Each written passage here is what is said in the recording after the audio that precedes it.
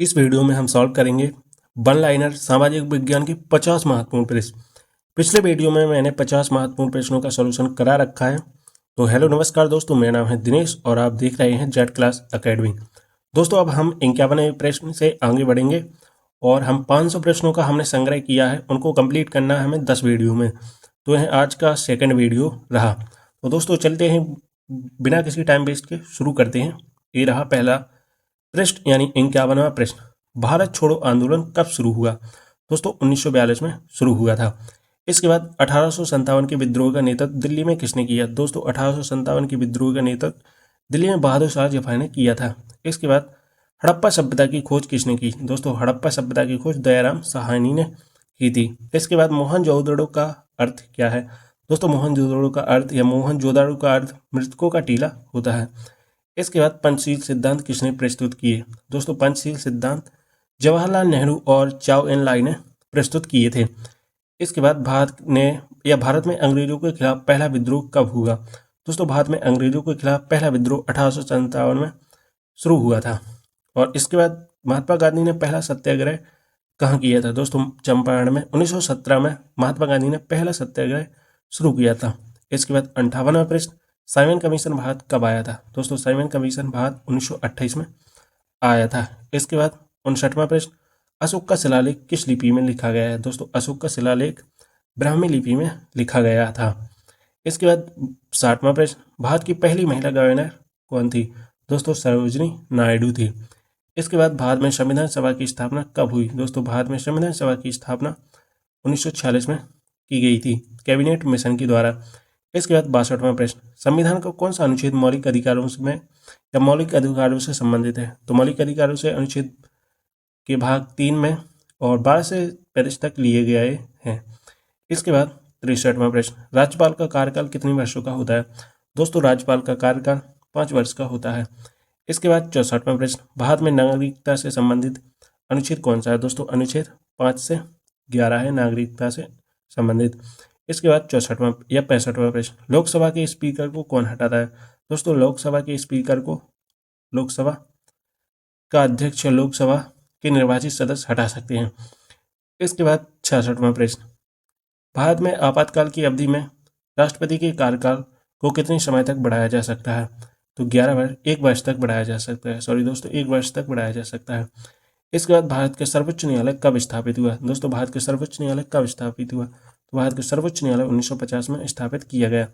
भारतीय संविधान के अध्यक्ष कौन थे? 68वां प्रश्न, भारतीय संविधान के अध्यक्ष कौन थे? तो दोस्तों डॉक्टर राजेंद्र प्रसाद थे। इसके बाद 69वां प्रश्न, भारत के प्रथम उपराष्ट्रपति कौन थे? दोस्तों डॉक्टर सर्वपल्ली राधाकृष्णन। और भारत के प्रथम राष्ट्रपति कौन थे? ये दोस्तों मुझे कमेंट करके आप बताइएगा। इसके बाद 70वां प्रश्न, संविधान के किस अनुच्छेद में समानता का अधिकार दिया गया है? तो अनुच्छेद 14 में दिया गया है। इसके बाद 71वां प्रश्न, सौरमंडल का सबसे बड़ा ग्रह कौन सा है? दोस्तों बृहस्पति है। इसके बाद सौरमंडल का सबसे छोटा ग्रह कौन सा है? बुध। भारत में सबसे बड़ी झील कौन सी है? दोस्तों भारत की सबसे बड़ी झील भूरा झील है। इसके बाद भारत का सबसे ऊंचा पर्वत कौन सा है? तो कंचनजंगा पर्वत है। इसके बाद नर्मदा और ताप्ती नदियां किस दिशा में बहती हैं? दोस्तों तो पश्चिम दिशा में बहती हैं। इसके बाद भारत का सबसे बड़ा बांध कौन सा है? तो दोस्तों भारत का सबसे बड़ा बांध हीराकुंड बांध है। इसके बाद भारत का सबसे बड़ा पठार कौन सा है? दोस्तों भारत का सबसे बड़ा पठार दक्कन का पठार है। इसके बाद 78वां प्रश्न, संसार की सबसे लंबी नदी कौन सी है? तो दोस्तों संसार यानी विश्व की सबसे लंबी नदी नील नदी मानी जाती है। इसके बाद 79वां प्रश्न, कौन सा ग्रह लाल ग्रह कहलाता है? दोस्तों लाल ग्रह हम मंगल ग्रह को कहते हैं। भारत में सबसे लंबी समुद्री तटरेखा किस राज्य की है? 80वां प्रश्न, तो दोस्तों गुजरात की सबसे लंबी तटरेखा है। इसके बाद 81वां प्रश्न, भारत का पहला पंचवर्षीय योजना कब शुरू हुआ? तो दोस्तों भारत का पहली पंचवर्षीय योजना 1951 से 56 के बीच लागू हुई थी, पहली पंचवर्षीय योजना। इसके बाद 82वां प्रश्न, भारतीय रिजर्व बैंक का राष्ट्रीयकरण कब हुआ? तो दोस्तों भारतीय रिजर्व बैंक का राष्ट्रीयकरण 1949 में हुआ था। इसके बाद 83 प्रश्न, जीडीपी की गणना कितनी बार की जा सकती है? दोस्तों जीडीपी की गणना कितनी बार की जाती है? तो वर्ष में 4 बार की जाती है जीडीपी की गणना। इसके बाद नवीन आर्थिक नीति भारत में कब लागू हुई? तो दोस्तों भारत में नवीन आर्थिक नीति 1991 में लागू हुई थी। इसके बाद 85वां प्रश्न, भारत में पहली औद्योगिक नीति कब लागू हुई? तो भारत में पहली औद्योगिक नीति 1956 में लागू हुई थी। इसके बाद भारत में सबसे अधिक रोजगार किस क्षेत्र में? दोस्तों भारत में सबसे अधिक रोजगार कृषि क्षेत्र में है। इसके बाद मिश्रित अर्थव्यवस्था का अर्थ क्या है? निजी और सार्वजनिक क्षेत्र दोनों का समावेश मिश्रित अर्थव्यवस्था का अर्थ है। इसके बाद मुद्रास्फीति किसे कहते हैं? वस्तुओं और सेवाओं की कीमतों में बढ़ोतरी कहना मुद्रास्फीति कहलाता है। इसके बाद भारत में मुद्रा आपूर्ति को कौन नियंत्रित करता है? तो दोस्तों भारत में मुद्रा आपूर्ति को भारतीय रिजर्व बैंक नियंत्रित करती है। इसके बाद 90वां प्रश्न, मेक इन इंडिया अभियान कब शुरू हुआ? दोस्तों मेक इन इंडिया की शुरुआत 2014 से की गई थी। 91वां प्रश्न, भारत की पहली महिला राष्ट्रपति कौन थी? दोस्तों भारत की पहली महिला राष्ट्रपति प्रतिभा देवी पाटिल थी। इसके बाद भारत में पहला टेलीविजन प्रसारण कब हुआ था? दोस्तों भारत में पहला टेलीविजन प्रसारण 1959 में प्रारंभ हुआ था। इसके बाद दोस्तों भारत का पहला उपग्रह कौन सा था? दोस्तों भारत का पहला उपग्रह आर्यभट्ट था। इसके बाद 94वां प्रश्न, विश्व की सबसे ऊंची चोटी कौन सी है? दोस्तों माउंट एवरेस्ट, जो कि नेपाल में स्थित है।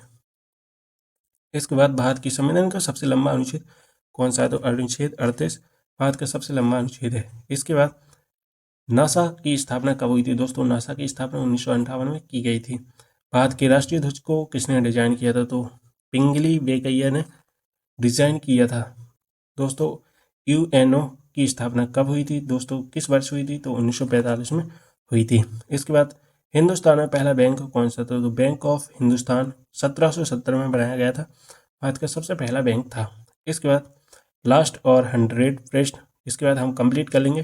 तो भारत में सबसे अधिक बोली जाने वाली भाषा कौन सी है? दोस्तों भारत में सबसे अधिक भाषा हिंदी बोली जाती है। दोस्तों मैंने 50 प्रश्न इस वीडियो में भी कंप्लीट करा लिए। टोटल हमने 100 वीडियो कंप्लीट कर लिए हैं, 100 क्वेश्चन कंप्लीट कर लिए हैं। मैं आशा करता हूँ आपको पसंद आ रहे होंगे, समझ आ रहा होगा। तो चैनल को सब्सक्राइब कर लीजिए। इस पर मैं शिक्षक भर्ती परीक्षा से रिलेटेड सभी वीडियो डालता रहता हूँ। तो दोस्तों मिलते हैं नेक्स्ट वीडियो में। चैनल को सब्सक्राइब कर लीजिए और कमेंट में मुझे अपनी राय बताना। मिलते हैं नेक्स्ट वीडियो में, तब तक के लिए जय हिंद, वंदे मातरम।